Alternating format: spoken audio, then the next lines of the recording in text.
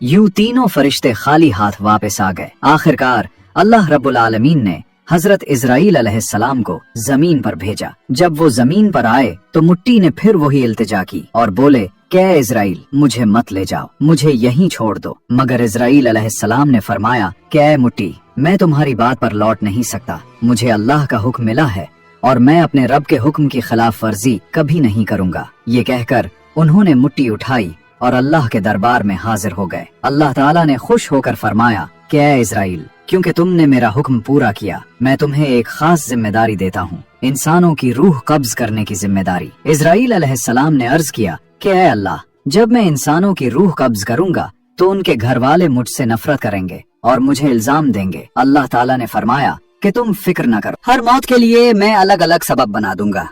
कोई बीमारी से रुखसत होगा, कोई हादसे से, कोई बुढ़ापे से।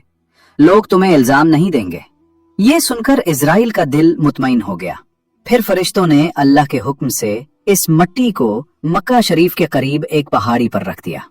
बारिश की बूंदों से वो मट्टी भीगती रही, धूप से सूखती रही और यूं कई साल गुजर गए।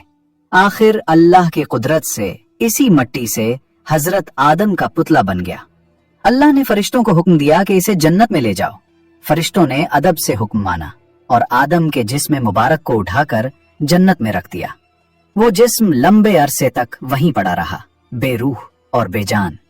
फरिश्ते उसके करीब आकर कहते कि यही है वो जिस्म, यही होगा अल्लाह का खलीफा जमीन पर। मगर फरिश्तों का सरदार अज़ारील, जो इस वक्त तक शैतान नहीं बना था, वो हमेशा हंसता, ताने मारता और आदम के जिस्म का मजाक उड़ाता।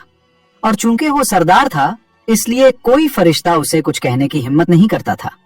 फिर अल्लाह रब्बुल आलमीन ने अपने चारों अजीम फरिश्तों हजरत जिब्राइल, हजरत मीकाईल, हजरत इसराफील और हजरत इजराइल को बुलाया और फरमाया कि मेरे फरिश्तों, तुम अर्श अजीम पर जाओ और वहां से आदम की रूह लेकर आओ और उसे उनके जिस्म में दाखिल कर दो। अल्लाह के हुक्म पर चारों फरिश्ते अर्श अजीम की तरफ रवाना हुए।